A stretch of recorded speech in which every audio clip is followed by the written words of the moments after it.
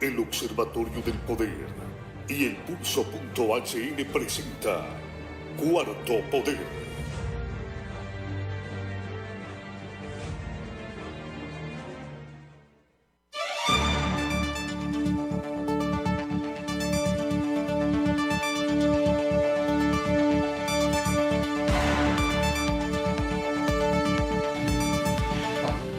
Buenas tardes, amigas y amigos, bienvenidos a esta emisión de Cuarto Poder.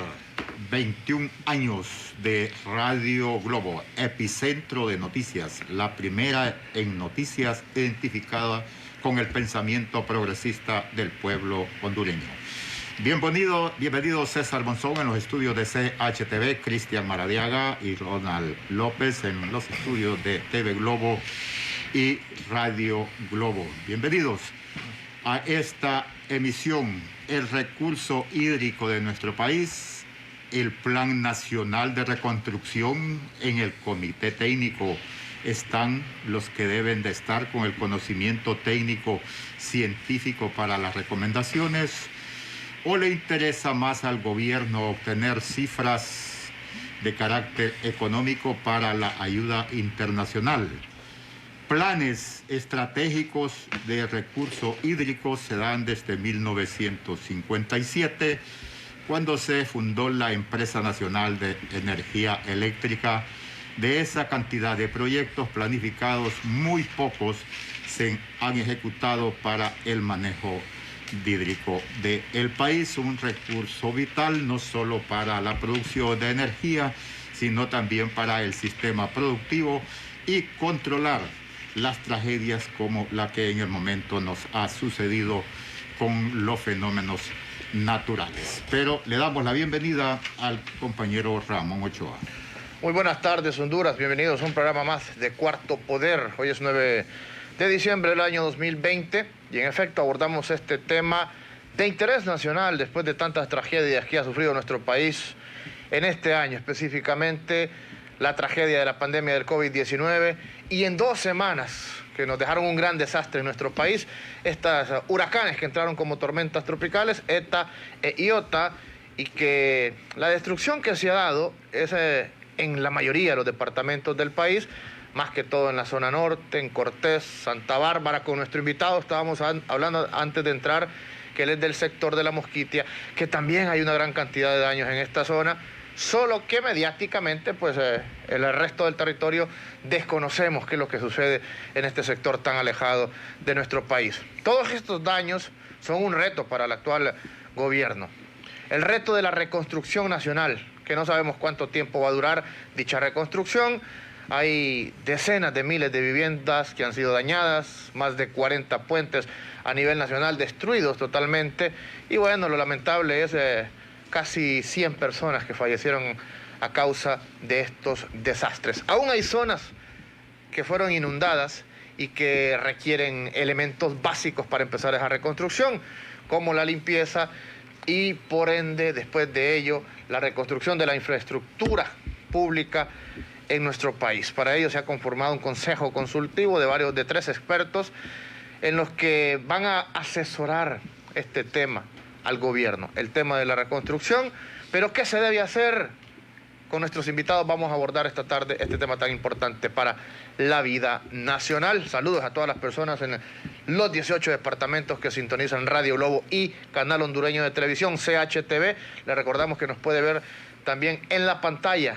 Consulte en las frecuencias en las que se encuentra CHTV en sus cableras a nivel nacional. Así que sin más preámbulo, don Carlos, damos inicio y presentamos a nuestro invitado que nos acompaña después de muchos meses, ¿verdad? Hemos estado a través de la vía virtual y agradecemos a las personas que ahora se hacen presentes aquí al estudio, porque es más fácil la comunicación. Ingeniero Edmundo Flores, bienvenido. Usted es ingeniero civil, especialista en estos temas. En obras hidráulicas.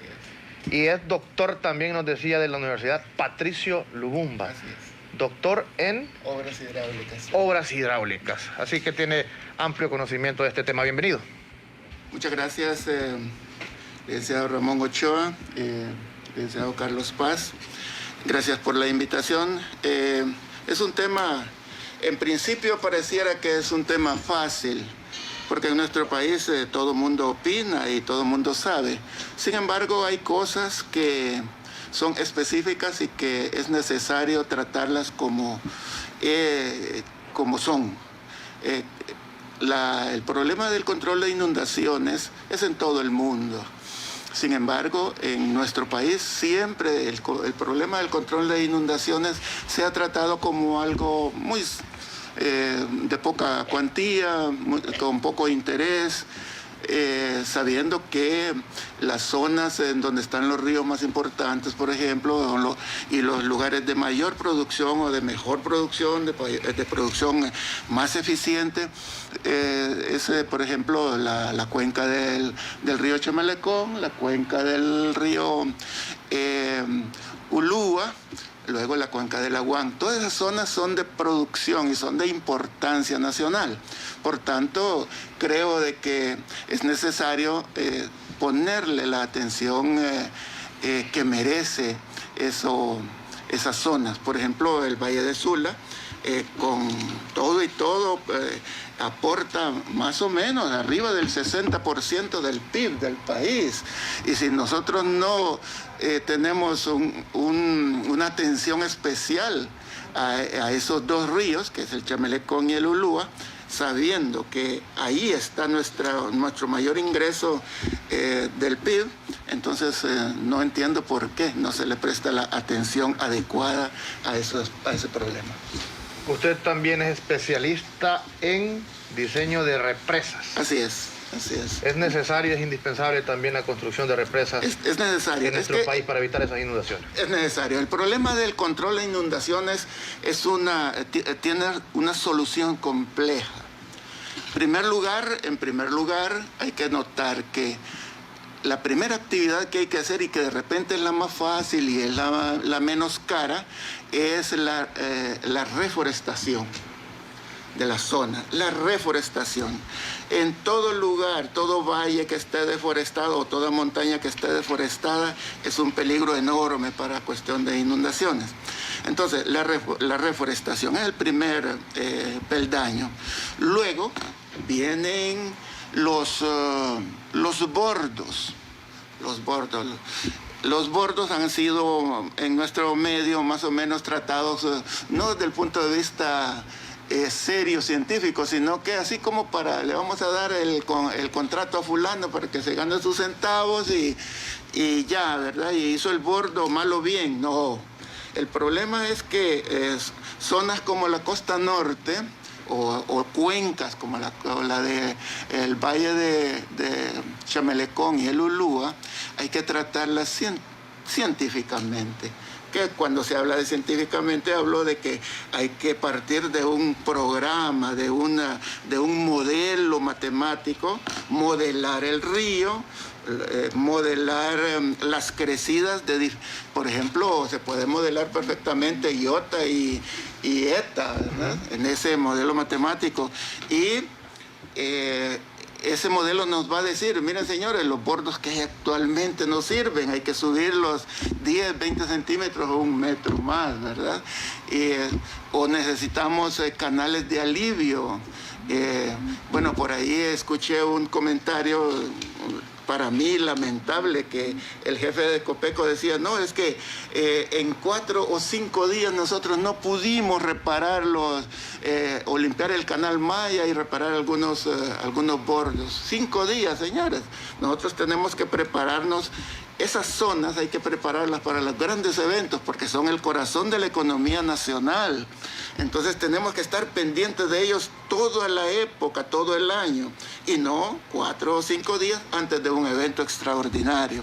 Si vamos a tratar las cosas así, lógico, siempre vamos a tener problemas enormes en cuanto a que cada vez, de acuerdo a varios aspectos, cambio climático, por ejemplo, el producto de la deforestación, las aguas llegan más puntuales y más rápido al cauce y producen grandes inundaciones, y nosotros tenemos que ver qué estructuras son las adecuadas para detener esos dos fenómenos que uno es humano y el otro es, bueno, los dos son humanos realmente, ¿verdad? Porque el cambio climático es también producido por los grandes productores, ¿verdad?, mundiales.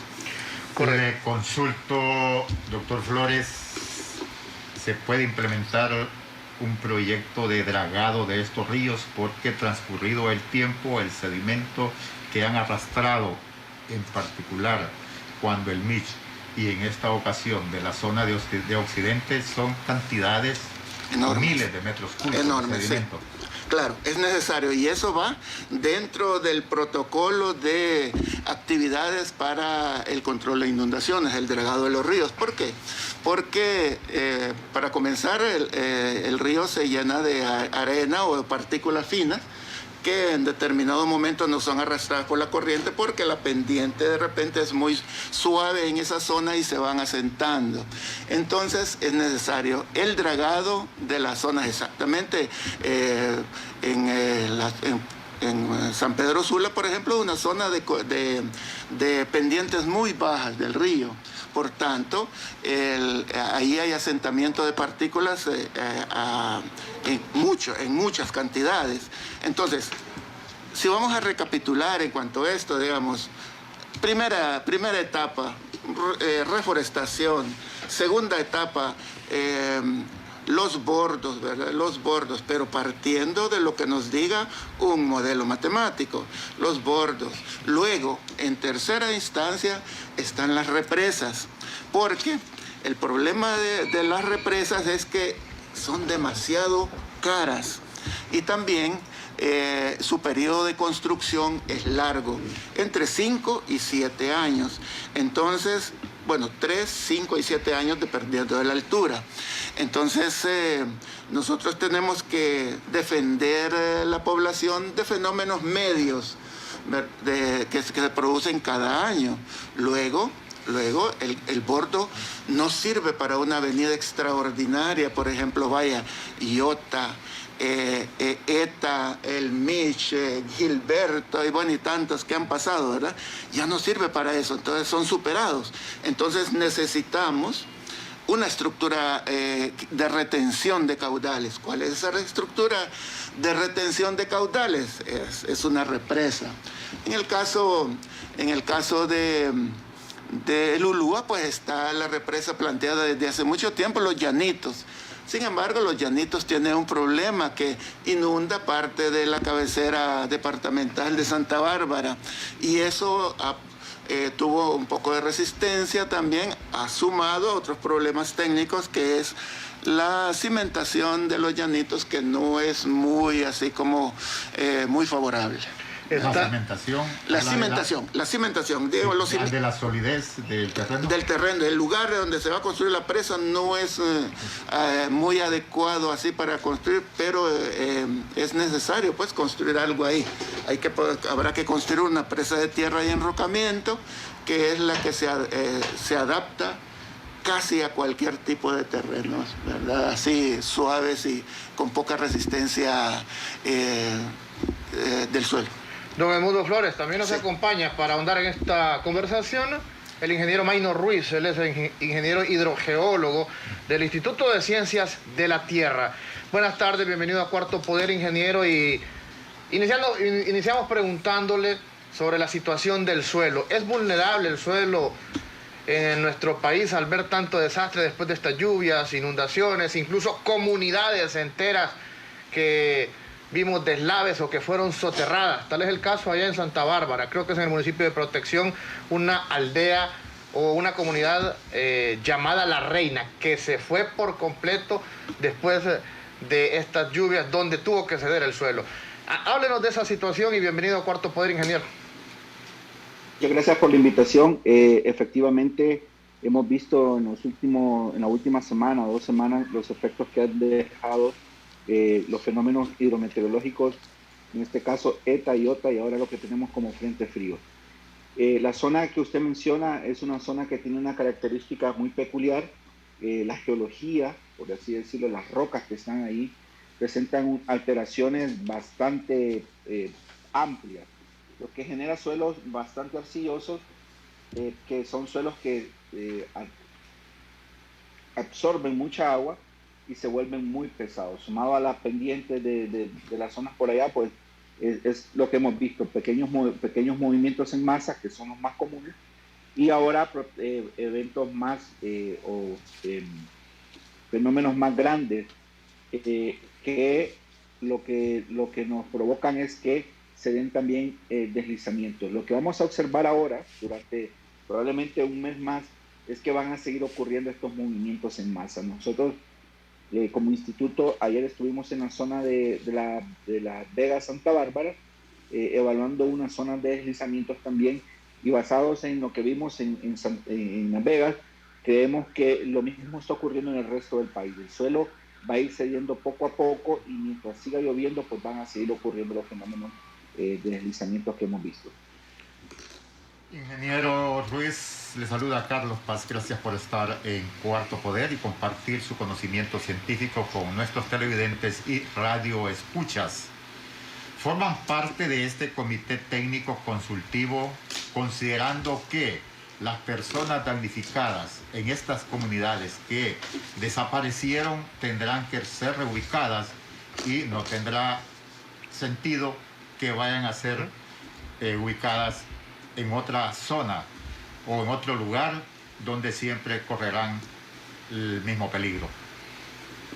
Sí, evidentemente nosotros es una de las cosas que hemos mencionado siempre que tenemos la oportunidad de estar con ustedes, con los periodistas, es que las zonas donde se van a reubicar estas personas tienen que tener un estudio que justifique el hecho de que las van a poner ahí. No podemos seguir pensando de que cada 20 años vamos a estar reubicando una población, cada 20 años estas personas van a estar perdiendo sus recursos, porque eso al final no es progreso. Lo que deberíamos de hacer, o lo que el espíritu de la ley del SINAGER, de poder establecer y reducir el riesgo, es eso, de que hagamos las cosas bien para evitar todo lo que hemos venido viendo. Evidentemente, estos dos fenómenos hidrometeorológicos es algo atípico, no lo habíamos visto. De hecho, en la historia del país no tenemos registros de dos eventos hidrometeorológicos tan potentes como los que vivimos, pero aún así siempre está la crítica, ¿verdad?, de que tuvimos 22 años para poder prepararnos después de que ocurrió. Sin embargo, nos hemos quedado un poco letargados en pensar de que ya habíamos superado esta etapa. De hecho, creemos de que a partir de ahora estos fenómenos van a ser más recurrentes.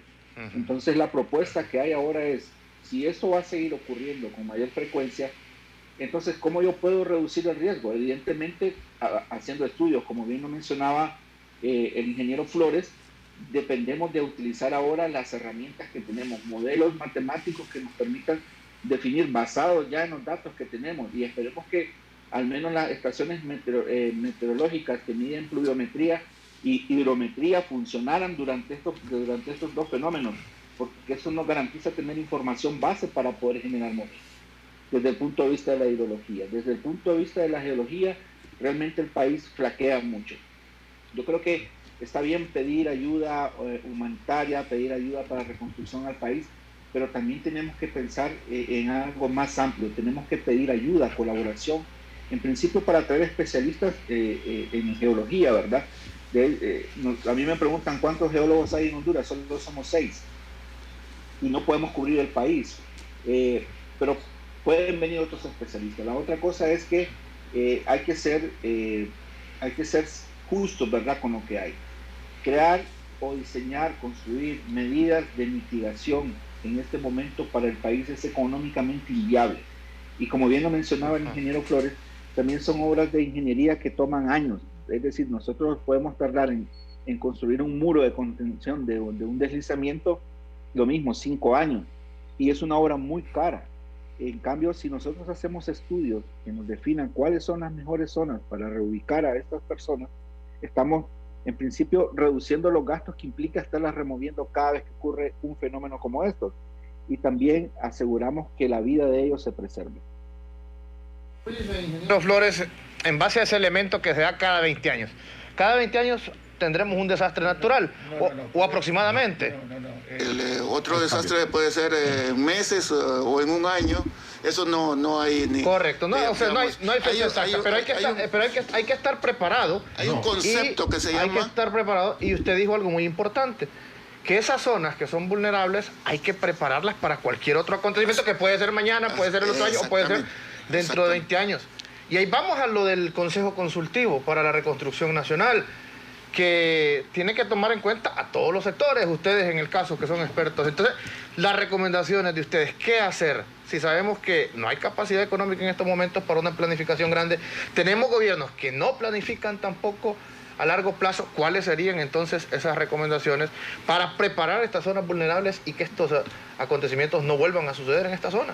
Bueno, Por lo menos estos desastres. Antes quiero explicar un concepto, es el concepto del periodo de retorno. El periodo de retorno, cada evento tiene su periodo de retorno, ¿verdad? Un sismo, por ejemplo, de X magnitud, de 3.5, tiene un periodo de retorno de 5, 6 años, por ejemplo. En el caso que nos ocupa, que son las inundaciones, los periodos de retorno de los grandes eventos, pues puede ser de 20 años, puede ser, según ya matemáticamente, puede ser 100 años, incluso 1000 años. Se pensaba que el Mitch, por ejemplo, tenía un periodo de retorno de 100 o de más años, ¿verdad? Pero resulta que hemos tenido eventualidades parecidas muy al Mitch, como Iota y Eta juntos, que prácticamente superaron al Mitch, ¿verdad? Entonces eso significa que hace 20 años fue el Mitch, el periodo no fue de 100, fue de 20, por ejemplo, y se puede acortar de acuerdo a fenómenos como el cambio climático, la deforestación mundial y en general ¿cómo se llama? Todo lo que atañe a la atmósfera, ¿verdad? A la atmósfera. Entonces, quiero explicar el asunto de las estructuras para un control de inundaciones, o, ¿cómo decirle? La lógica que aquí. Entonces, ¿qué nosotros podemos comenzar a hacer desde hoy, desde la próxima semana? Podemos comenzar a reforestar. ¿Cierto o falso? Podemos comenzar a reforestar. Podemos reparar los bordos, perfecto, los podemos reparar sin mucho, ¿cómo se llama?, necesidad de dinero. Pero hay algo. Paralelamente que nosotros estamos reparando bordos, que estamos limpiando los canales de alivio y estamos haciendo una serie de actividades, nosotros tenemos que implementar un modelo matemático que nos diga dónde están los errores. Porque el modelo matemático nos va a decir, bueno, los bordos están 20, 50 centímetros más abajo del evento que posiblemente pueda llegar dentro de 5 años o dentro de 3. Entonces tenemos que ampararnos de ese instrumento matemático para decidir sobre la futura construcción de una represa, porque sabemos que la reforestación mitiga, que los bordos mitigan los eventos medianos, pero los grandes eventos necesitamos todo un complejo en el cual entran las represas, ¿verdad? Entonces, por ejemplo, y lo estamos viendo, por ejemplo, la represa, la central hidroeléctrica El Cajón, la represa del Cajón, en este momento, si no hubiera existido el Cajón, hombre, yo no sé dónde estuvieran los sanpedranos, ¿verdad? Entonces, es un proyecto diseñado para control de inundaciones y producción de energía, pero tiene muy claro su diseño para control de inundaciones. Por tanto, eso ha funcionado y funcionó en esta vez perfectamente, ¿verdad? Entonces, de la misma forma, nosotros podemos diseñar proyectos como el del Jicatuyo, por ejemplo, los Llanitos, para control de inundaciones también, además de energía, que es necesario en nuestro país, ¿verdad? Pero, como les digo, podemos en este momento ocuparnos de otras actividades como por ejemplo, si no está hecho el modelo matemático y hay que hacerlo, se lleva unos meses porque hay que seccionar los dos ríos, por ejemplo Chamelecón y el Ulú, hay que seccionarlo en toda una longitud, ¿verdad? Hasta llegar al mar y analizar su comportamiento desde la zona media alta hasta la zona baja, ¿verdad? Los dos ríos. Entonces, ese modelo matemático nos va a decir si podemos definitivamente defender la ciudad de La Lima, por ejemplo, toda la parte de San Pedro Sula también que se inundó ahora, y él nos va a decir hacia dónde hay que desviar el agua por canales de alivio para que esos eventos no se sucedan. Quiero decirles también, hay que ser sinceros, desde el punto de vista científico, no podemos garantizar al 100% que no va a haber una inundación, ¿verdad? Que también hay que ser, ¿verdad?, claro en esto. Por eso se dice mitigar el Exactamente, impacto. así es. Ese es el término, mitigar, ¿verdad? Claro. Si está el doctor Raudales, y si no, le consulto al ingeniero Maynor Ruiz. Y para nuestros televidentes y radioescuchas, cuando menciona que ha aumentado la vulnerabilidad, es como que yo me haya fracturado un brazo y tenga otro golpe, va a ser más factible. Por eso no se puede establecer los periodos en que estemos en el riesgo. Y estos estudios que tiene el Instituto de Ciencias de la Tierra de la Universidad Nacional Autónoma de Honduras, ingeniero Ruiz, información que llega a los gobiernos y que puede ser utilizada para el diseño de esos planes estratégicos y mitigar estas tragedias. Sí, el concepto que usted el ejemplo que nos ha puesto para entender un poco el tema del riesgo que ya tenemos es muy válido. El tema es de que nosotros sí sabemos dónde ocurren las cosas, ¿verdad? Porque eventos incluso menores que el MITS y que ETA y IOTA ya nos han dejado expuestos. El tema es aquí qué tanto se involucra el Estado y los tomadores de decisiones en poder conocer esa información. Por ejemplo, para el Valle de Sula, hace 2 años, Copeco, a través de un proyecto denominado PGRD, pagó un estudio hidrológico que modelara las inundaciones basados en datos parecidos a MITS. MITS había sido establecido como un evento meteorológico que iba a tener un periodo de retorno de 150 años aproximadamente. Eso significa que en 150 años íbamos a tener al menos un evento parecido a MITS, o más eventos parecidos a MITS, que es el concepto que nos explicaba el ingeniero Flores.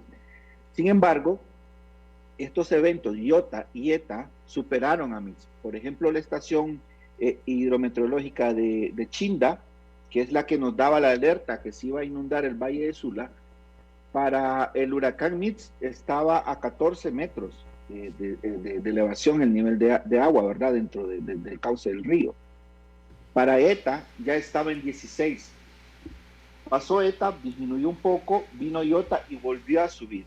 Es decir, que los modelos que se habían diseñado o se habían hecho para inundaciones en el Valle de Sula, tomando a MITS como referencia, en ese momento no tenían mucha validez porque ya el periodo de retorno de estos 2 huracanes había pasado a ser de 400, incluso otros especialistas consideran que 500 años de retorno.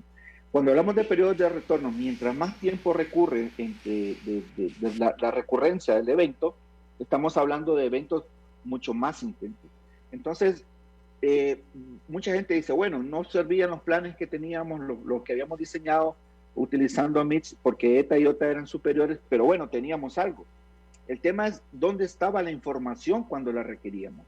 Y es lo que tenemos que poner el dedo en la herida y hacer la crítica constructiva de que si se genera esta información, que no se engavete. Esa es la gran diferencia entre los países desarrollados y nosotros que seguimos en el subdesarrollo, porque no tomamos en cuenta la información que creamos y tampoco la vemos como algo hacia futuro. Es decir, si hicimos un estudio, nos aplaudimos y se guardó. los tomadores de decisiones no se empoderan. El siguiente tomador de decisiones que viene no se empodera y toda esta información se va perdiendo. ¿Pudimos haber evitado lo que pasó en el Valle del Sula? Probablemente no. No íbamos a evitar las inundaciones, pero sí quizás hubiéramos evitado el impacto económico que ha tenido en el país, y no evitarlo, sino reducirlo un poco. Porque yo estaba viendo unas imágenes, por ejemplo, en el canal, en un canal de alivio, perdón, en el cauce del río que pasa por Choloma. El río se metió a la ciudad porque en uno de los bordes, una de las barreras que habían puesto para cuando se llenan las crecidas, no entrar a la ciudad, pues la barrera estaba dañada, simplemente la habían doblado, alguien la dobló, y como no le dan mantenimiento, por ahí se metió gran parte del flujo de agua que inundó la ciudad de Choloma. Entonces yo creo que información hay mucha en el país, tenemos definidas muchas zonas, los tomadores de decisiones muchas veces no se apropian de la información para poder tomar decisiones correctas, poder hacer inversiones adecuadas. Es cierto que estos estudios solo nos dan una base, pero esa base puede funcionar mucho cuando se entiende de la manera adecuada. Hacemos una breve pausa comercial. Pedimos a nuestros invitados a nuestro invitado Maynor Ruiz que se mantenga en línea. Don Edmundo Flores nos acompaña en estudios. Tenemos un importante mensaje para usted esta tarde, cortesía de Banco Atlántida. Esta Navidad dile a tu familiar que vive en el extranjero que deposite tus remesas directamente a tu cuenta de ahorros de Banco Atlántida y participe en premios de efectivo. Son 1 millón de lempiras en premios. Si no tienes cuenta, ábrela desde el celular, digital, donde estés. Banco Atlántida, imagina, cree, triunfa. Noticia desde el Polo Norte. Les saluda el verdadero Santa. Y este año los grandes regalos vienen en las remesas de Banco Atlántida. Dile a tu familiar que te deposite la remesa directo a tu cuenta de ahorros y puedes ganar 5,000, 10,000, 20,000, 50,000 y hasta 100,000 lempiras. Si no tienes cuenta, ábrela desde el celular. Son 1 millón de lempiras en premios. Participa en las remesas enviadas de estas empresas. Digital donde estés. Banco Atlántida. Imagina, cree, triunfa. ¿Te enrolaste? Si no lo has hecho, acude a la unidad de enrolamiento más cercana.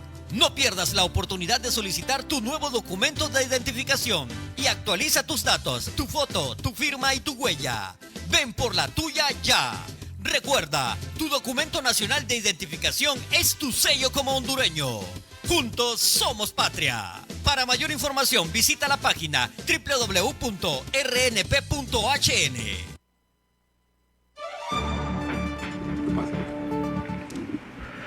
Si aún no se ha enrolado, todavía tiene tiempo durante todo este mes de diciembre. Recuerde que el Registro Nacional de las Personas está trabajando en el proyecto de identificación a nivel nacional en los 298 municipios. Ahí encontrará usted una unidad del Registro Nacional de las Personas. Busque información en su página web www.rnp.hn. También somos cortesía de Diario Digital El Pulso. Informes en El Pulso de manera práctica a través de las redes sociales, en Twitter, en Facebook y en Instagram. Búsquenos como El Pulso. Ahí va a encontrar información también de los programas de Cuarto Poder, los segmentos más importantes. Búsquelos en El Pulso o en su página web www.elpulso.hn. Periodismo de investigación. Diario Digital El Pulso, entérese, ampliación del TPS. Los hondureños que están en los Estados Unidos y que el periodo vencía en el mes de enero ha sido prolongado hasta el mes de octubre. Así es que los compatriotas que contribuyen con el 20% de lo que es el Producto Interno Bruto del país podrán permanecer hasta octubre del 2021 según decisión del gobierno de los Estados Unidos. 44,000 hondureños registrados bajo esta figura de TPS. En Diario Digital El Pulso, más detalles con nuestros invitados, el ingeniero Maynor Ruiz del Instituto de Ciencias de la Tierra de la Universidad Nacional Autónoma de Honduras y el doctor Edmundo Flores, especialista en hidrología. Necesitamos hablar... Obras hidráulicas. Obras hidráulicas, corrección. Doctor en obras hidráulicas. Necesitamos hablar también, estimados invitados, de el ser humano. Se habla de 20.000 damnificados. Ya está claro que las represas que ofrece el gobierno serán no de sino de los futuros gobiernos, porque mínimo 3 años, 5 y 7. Pero, ¿qué tratamiento se le debe dar en este caso a las personas, al ser humano que está en estas zonas afectadas por los fenómenos naturales? Primero, ingeniero Magno Ruiz. Sí, 20.000 afectados directamente, ¿verdad? Porque el impacto ha sido mayor seguramente. Entre las personas que han tenido que, o el impacto que ha tenido la economía, porque muchas de las cosas que se producen en Cortés costaron un poco en llegar a otras zonas del país, pero entonces el impacto es mayor que solo 20.000 personas. ¿Qué podemos hacer con las personas? Realmente este es un tema bien complejo, porque cuando nosotros hablamos de reubicación, lo primero con lo que chocamos es que nadie quiere abandonar donde ha vivido por un tiempo, ¿no? Porque el arraigo hacia el sitio es un proceso natural, normal de todo ser humano. Yo creo que sí es necesario de que la educación en gestión de riesgo llegue a las personas y empezar a enseñarles de que estos son fenómenos que ocurren de manera natural y nos afectan mucho por las acciones que nosotros hacemos. Ahora yo creo que el proceso de reconstrucción del país no se tiene que basar únicamente en poder satisfacer las necesidades primarias, ¿no? Como alimentación, ropa, medicina. Yo creo que también tiene que venir acompañada de una campaña en la que también deben de participar los medios de comunicación, es en poder enseñar la gestión del riesgo como una forma de vida dentro de las zonas que han sido afectadas. Y eso implica de que cuando, por ejemplo, escuchemos una alerta emitida por un ente oficial, aún así no le tengamos confianza por la política que han manejado o otras cosas, pero cuando venga dada por un ente de protección civil, aprendamos a hacer caso, ¿verdad? Y evitar quedarnos en estos sitios de riesgo. Evidentemente, poder recuperarnos va a ser muy complicado y depende mucho también, no solo de la inversión del Estado, también depende de la inversión de la sociedad hondureña en la educación hacia las personas afectadas y de poder mejorar las condiciones que tienen ahora. Ahora esta zona está devastada, probablemente va a seguir siendo afectada por las lluvias que generan los frentes fríos. Y bueno, yo creo que aquí tiene que venir la solidaridad del pueblo hondureño en poder suplir las demandas básicas que puedan tener estas personas. Sí, ingeniero. Bueno, yo pienso que en este momento lo único que nos queda es manos a la obra. Tenemos que empezar, si vamos a tratar el problema de inundaciones, de control de inundaciones, pues comencemos ya con las áreas que se pueden iniciar con poco dinero y mientras vaya tratando o como se llama, consiguiendo las fuentes de financiamiento, pues entonces se va a adentrar en las otras estructuras. Por ejemplo, yo creo que el dragado de los ríos, hombre, tenemos maquinaria aquí en Honduras que está ahí de balde, ¿verdad? ¿Por qué no ponerla a trabajar con mínimos? ¿Se puede utilizar esa arena? El agua, lo que salga. Claro, el sedimento. Claro, todo eso se puede utilizar para carreteras, el fino para carreteras y todo, y el material es importante para muchas cosas también, y ahí nomás está, pues. Entonces yo pienso que es cuestión de darle una organización, una dinámica con el sentimiento catracho, el sentimiento de hondureño, para que podamos salir adelante. Y además hay que paralelamente, como les digo, tratar el problema científicamente, pues hacer todo lo que corresponde a la parte de modelos matemáticos mientras nosotros estamos reparando bordos, que tampoco la reparación de bordos no creo que requiera mucho, porque no fue todo el bordo el que se fue, sino que en algunas zonas, ¿verdad?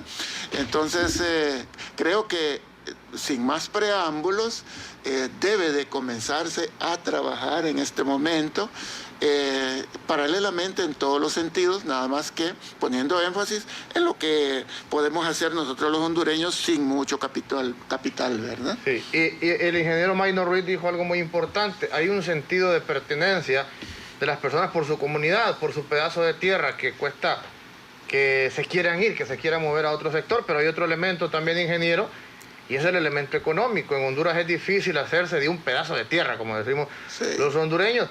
Pero bueno, hay zonas, ingeniero Ruiz, que definitivamente, aunque se den todas las medidas de mitigación, ya no pueden ser habitadas. Usted, que tiene el conocimiento de lo que ha pasado a nivel nacional, ¿de qué zonas nos puede hablar?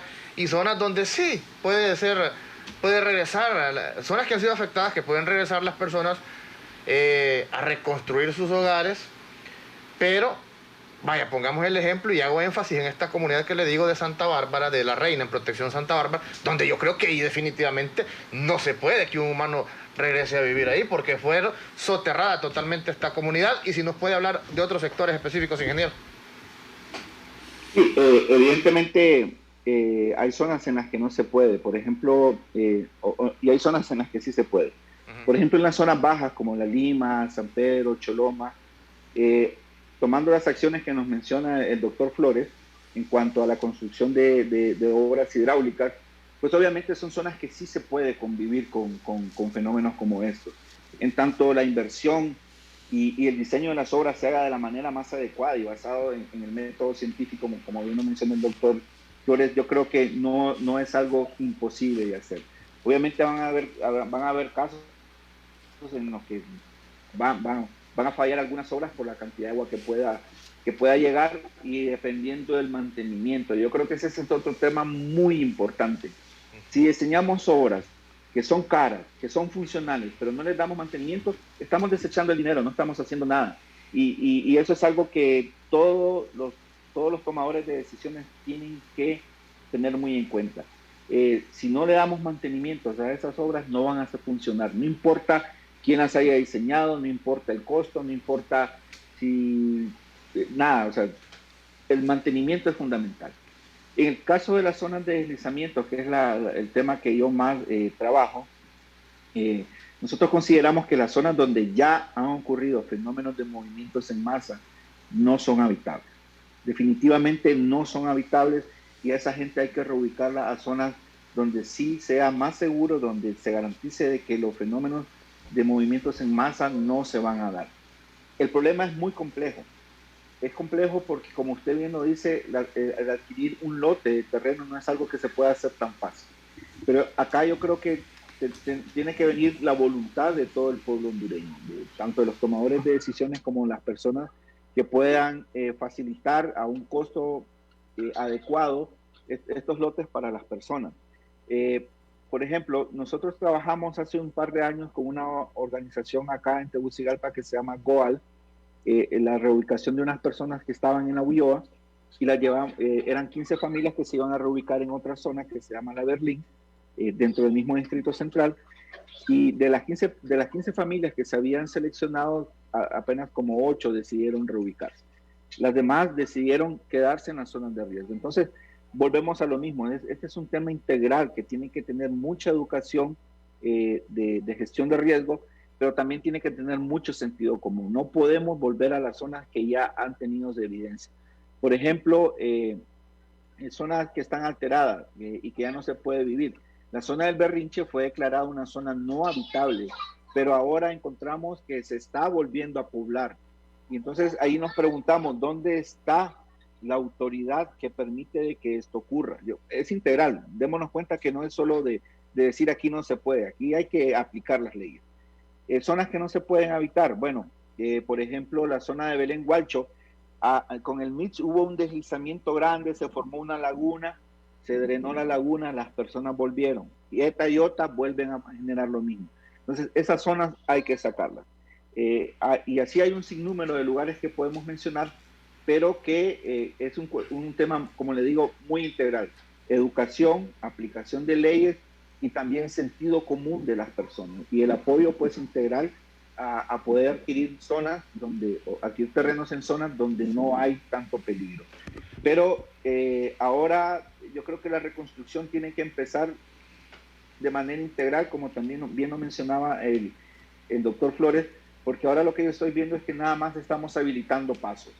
No estamos tratando las cosas de manera puntual y comenzando a hacer las cosas bien. He visto que solo están remendando algunos caminos porque hay que dar pasos, pero bueno, ¿cuándo vamos a empezar a hacer las cosas bien? Yo creo que la crítica no debe verse como algo negativo, sino como una crítica constructiva. Si vamos a hacer algo bien, hagámoslo desde el principio. Les consulto, ingenieros, son miembros del Colegio de Ingenieros de Honduras. Participan en este comité consultivo que va a elaborar este plan de reconstrucción. Y la otra consulta es, los puentes que han sido arrastrados por la corriente de los ríos, ¿se pueden construir de manera que para la siguiente crecida no se lo lleve? En mi falta de conocimiento, ¿se pueden elevar más desde el punto de vista técnico, ingeniero Flores? Gracias por esa pregunta. Ya yo he pensado en eso normalmente, y no solo aquí en Honduras, en Sudamérica, por no consultar, simplemente por ahorrarse unos centavos, unos cuantos dólares, no le consultan a la persona o al técnico en el área adecuada. Por ejemplo, para construir un puente no se construye así, solo lo vamos a hacer aquí, así perfectamente aquí. No, hay que consultar a las personas que tienen conocimiento de eso. Por ejemplo, a un hidráulico, alguien que te sepa de forma de los ríos, de cómo se mueven las aguas en un río. Entonces, normalmente yo veo que los puentes los construyen en el cauce del río. En el cauce del río, lógico, para el río tiene un cauce bastante amplio para diferentes eventos, ¿verdad? Ha venido conformándose a través de los tiempos, y para diferentes eventos el río tiene un cauce. Incluso el río se puede salir de su cauce por causa de un evento. Pero en nuestro país, nuestros colegas de esa área, porque yo no soy de esa área de puentes, se van y no consultan a personas que deben consultar problemas de cuando el río se formó, por ejemplo, ¿verdad? ¿Cómo se formó? Entonces, si en ese lugar puede haber problemas para construir el puente. En caso de que no se tenga evidencia, entonces hay que construir un puente adecuado, semiarco, ¿verdad? En vertical, y no construirlo dentro del cauce, sino que sacar el puente hacia afuera del cauce del río. Porque normalmente ustedes van a ver que al río solo le ponen un muro para defender ahí, pero ese es el cauce del río. El río lo reclama en cualquier momento, y entonces el puente se queda en el aire, porque el río se va por otro lado, acá, y ya colapsó el puente. Entonces no, la estructura hay que hacerla de acuerdo a cómo va la dinámica del río, ¿verdad? Para diferentes eventos. Perfecto. Ingeniero Ruiz. ¿Está el ingeniero Ruiz todavía? Sí. Evidentemente lo que dice el doctor Flores es una realidad que tenemos. La mayoría, instituciones públicas y privadas, ven los estudios técnicos como un gasto y no una inversión. Y esa es una mala práctica, porque al final nos damos cuenta de que por ahorrarnos esos cuantos dólares que menciona el doctor Flores, es que ocurren muchos desastres, por así decirlo, y fallan muchas estructuras importantes y prioritarias para el país. Como geólogo no soy miembro de esta mesa consultiva o este grupo consultivo, tampoco creo que lo es la universidad porque ya nos hubieran incluido. Entiendo que el grupo consultivo está hecho más para la parte económica, entonces la parte técnica no está totalmente involucrada. Lo que hacemos nosotros desde la unidad de geología y geofísica del Instituto Hondureño es que apoyamos a comunidades que nos solicitan poder hacer las evaluaciones, porque es eso lo que estamos haciendo.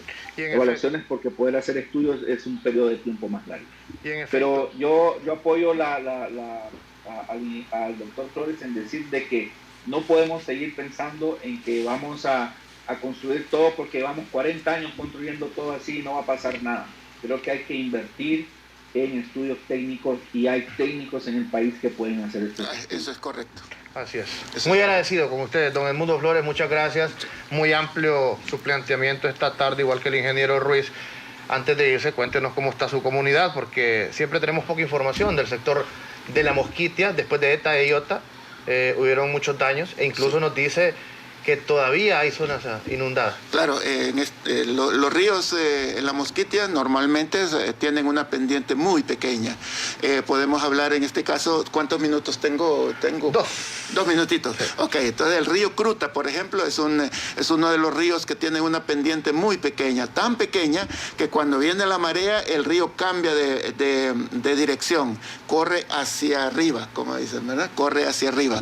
Entonces, cuando se mueven las grandes masas de inundación, de la lluvia hacia el mar y el mar viene la marea, entonces intercepta esas grandes masas y forma grandes inundaciones que ustedes ni siquiera se imaginan, pareciera mar eso ahí. Entonces la gente se refugia en lomas donde puede si se puede en los techos de las casas, y por ahí todavía hay algunas zonas en las que el agua se mueve muy lento y están inundadas todavía. Entonces hablamos del río Cruta, hablemos de lo mismo sucede en el Patuca, que son tierras muy bajas y son grandes cantidades de agua, y lo mismo en la parte final, una poca pendiente, el mar siempre intercepta las grandes masas de agua que van hacia el mar y vuelve y sube más las inundaciones. En la zona de la Mosquitia es catastrófico este problema de IOTA y ETA, que fueron continuados y muy, muy cerca uno de otro, ¿verdad? Entonces hay problemas serios, hay que ponerle atención al desastre de las familias en esa zona, porque sí, todos los cultivos fueron exterminados por las inundaciones. Muchas gracias, distinguidos ciudadanos en la rama de la hidrología, geología, la construcción civil. Ingeniero Maynor, esperamos contarles con su apoyo, porque nos decía el ingeniero Flores que donde se pretende construir Los Llanitos y Tatuyo, la estabilidad del terreno no es la adecuada, y es lamentable que nos diga que no hay geólogos en este equipo técnico consultivo que va a elaborar este plan de reconstrucción, si hemos visto cómo los cerros se derrumban arrasando con lo que encuentran a su paso. Gracias, ingeniero Maynor Flores, le agradecemos mucho la atención. Yo nada más decirle de que si realmente hay voluntad de poder construir estas obras hidráulicas, creo que estamos en un momento en que podemos buscar un sitio que tenga mejores condiciones para poder cimentarlas. Y bueno, desde la universidad estamos siempre a la disposición de poder colaborar con el país. Muchas gracias, ingeniero. Muchas gracias, y esperamos que esos planteamientos se escuchen también, porque sí concuerdo con el ingeniero Maynor Ruiz cuando habla del Consejo Consultivo, que está prácticamente diseñado para temas económicos. Quizás la intención es poder llamar la atención de los entes bilaterales externos para conseguir recursos. Temas económicos para la imagen del gobierno, obtener ese financiamiento, pero si no se tienen los técnicos en geofísica, en hidrología, para planificar la ejecución de esta inversión, seguimos hablando de imagen por no tener entonces la credibilidad del mismo gobierno. Quiero concluir solicitándole, estimados televidentes y estimados radioescucha, información sobre la desaparición del niño Daniel Sosa García. José Daniel Sosa García desapareció el 14 de octubre del grupo campesino El Buen Samaritano, kilómetro 7 de Tegucigalpa hacia la carretera de Olancho. Pueden proporcionar información con Elmer Díaz, 98 24 38 55. Repetimos el número de teléfono de don Elmer Díaz, 99 24 38 55, y de doña Reina Rubí García, 88 96 84 53. Reiteramos el teléfono de doña Reina García, 88 96 84 53. Y le agradecemos a los distinguidos ingenieros que nos han acompañado esta tarde, compartir con nuestros televidentes y oyentes sus conocimientos técnicos, científicos en esta situación que atravesamos y que no se vuelva a repetir en el país, que no esperemos los 20 años. Ya nos dijeron que nuestro territorio es vulnerable. Buenas tardes. Buenas tardes.